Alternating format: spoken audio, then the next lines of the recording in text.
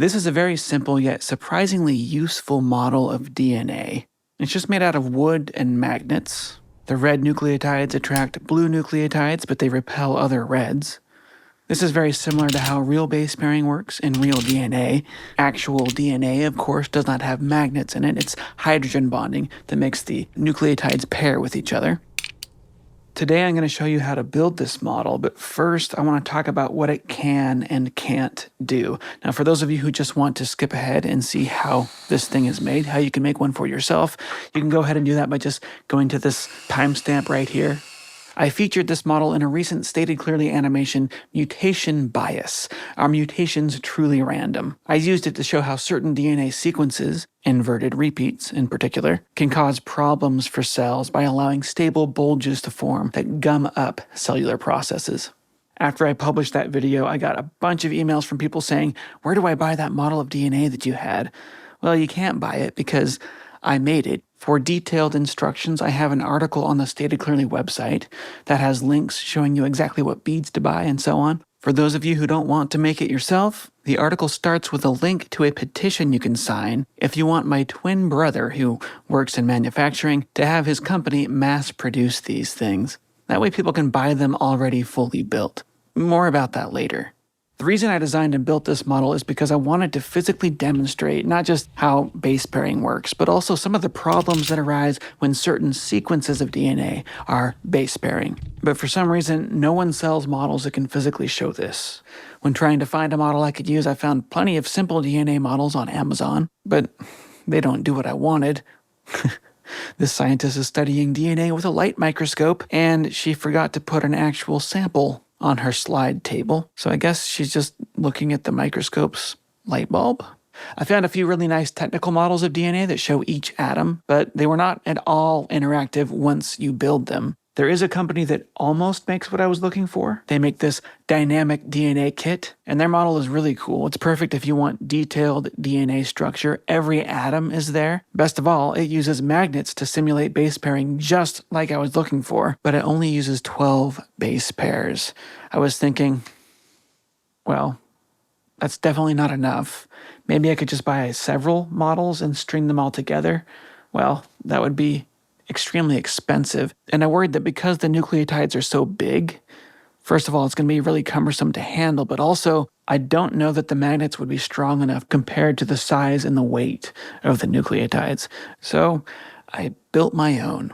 Before showing you how to make this, let me first stop and just kind of explain some of the limitations of this model. First of all, I'm showing it to you in coiled form, but naturally it doesn't coil like that. The reason for that is that my base pairs are just beads on a string. In real DNA, the bonds between the backbone atoms, they cause DNA to naturally coil. So you don't get that here. You also don't see the difference in nucleotide size, and you don't see the major and minor grooves. The dynamic DNA kit, that does show you all of those things. Maybe I should try to partner with them and we could sell them together as a package. That'd be pretty cool. Anyway, the main limitation here is that my model only has 2 different types of DNA nucleotides. Real DNA, of course, has 4 different types of nucleotides. Mine is limited because I'm just using the north side of a magnet and the south side of a magnet. There are ways to add more magnets per nucleotide and get all 4, but it really, really complicates production.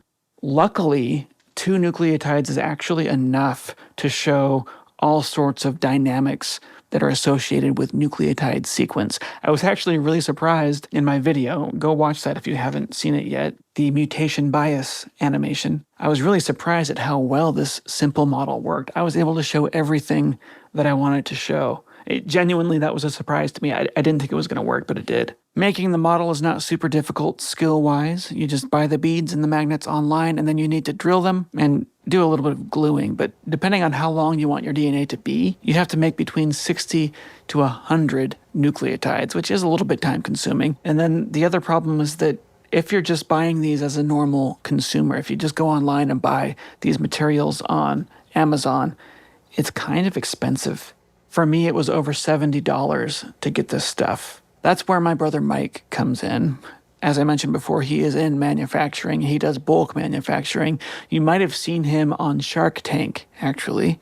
He was on there a couple of years back with a diaper changing pad that he had designed. It's got a little cone of shame plus the diaper pad, and the cone of shame wraps around the kid's waist instead of the dog's neck, you know? It wraps around their waist so they don't play with their poo while you change them.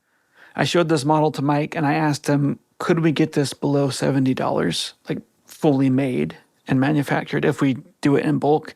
And he said, yes. He had his engineer go through and do a little bit of research.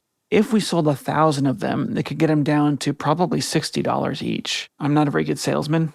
I don't think that I could actually sell 1,000 of these, but they said that if we can get 300 signatures from my viewers saying that they would want to buy one of these at $60, then he will make them. And all the leftovers, they'll just try and sell them on Amazon for like $70. There's a lot of DNA models being sold on Amazon for more than that, so it should be pretty easy to sell them, hopefully. We'll see. But again, we need 300 signatures. So go there, go to the Stated Clearly website, click on that article. There's a link down in the video description as well. And send this to teachers, homeschool parents. Send it to anyone you know who would want this in their house. Any DNA nerds out there, and get them to send me their signatures. That will be very helpful for all the people who don't like building stuff. But for those of you who do like to build stuff, let's dig in. First off, what tools do you need? You need a drill, some drill bits, and a screwdriver.